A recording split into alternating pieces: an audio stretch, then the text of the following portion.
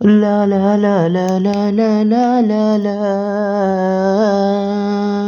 ಇದು 10ನೇ ಕ್ಲಾಸ್ನ ಪಾಲಿನಾಮಿಯಲ್ ಪಾಠದ ಮೊದಲನೇ ಎಕ್ಸಸೈಸ್ ಲೆಕ್ಕ.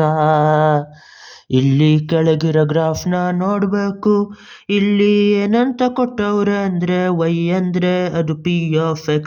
ಅಲ್ಲಿ p(x) ಅನ್ನೋದೊಂದು ಪಾಲಿನಾಮಿಯಲ್. ಈ p(x)ಗೆ ಎಷ್ಟು ಝೀರೋ ಐತೆ ಅಂತ ಕಂಡುಹಿಡಿಬೇಕು. p(x)ಗೆ ಎಷ್ಟು ಅಂತ ಕಂಡುಹಿಡಿಬೇಕು ಅಂದ್ರೆ ಇಲ್ಲಿ ಏನ್ ಮಾಡಬೇಕು ಅಂದ್ರೆ ಈಗಿದ್ ಮಾಡಬೇಕು.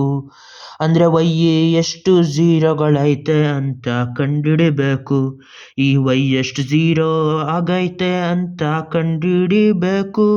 ಎಷ್ಟು ಸತಿ y ಝೀರೋ ಆಗೈತೆ ಅಂದ್ರೆ ಈ ಲೈನ್ ಎಷ್ಟು ಸತಿ x ಆಕ್ಸಿಸ್ನ ಮುಟ್ತದೆ ಅಂತ ನೋಡಬೇಕು. ಎಷ್ಟು ಸತಿ x ಆಕ್ಸಿಸ್ ಮುಟ್ತದೋ ಅಲ್ಲೆಲ್ಲ x ಆಕ್ಸಿಸ್ ಒಳಗೆಲ್ಲ y ಅನ್ನೋದು ಝೀರೋ ಆಗಿರ್ತದೆ. ಇಲ್ಲಿ y ಒಂದೇ ಸತಿ ಇಲ್ಲಿ x ಆಕ್ಸಿಸ್ನ ಮುಟ್ಟೋದು, ಅದಕ್ಕೆ ಇದ್ರು ಝೀರೋ ಬಾರಿ ಒಂದೇ ಒಂದು ಝೀರೋ.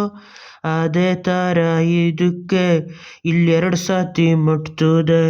ಇಲ್ಲಿ ಕರ್ವು x ಆಕ್ಸಿಸ್ನ ಇಲ್ಲೊಂದು ಸತಿ ಅದಕ್ಕೆ ಇದಕ್ಕೆ 2 ಝೀರೋಗಳು. ಅದೇ ಥರ ಇಲ್ಲಿ 1 ಸತಿ 2 ಸತಿ 3 ಸತಿ ಮುಟ್ಟೋದ್ರಿಂದ ಇಲ್ಲಿ p(x)ಗೆ ಇರೋದು 3 ಝೀರೋಗಳು.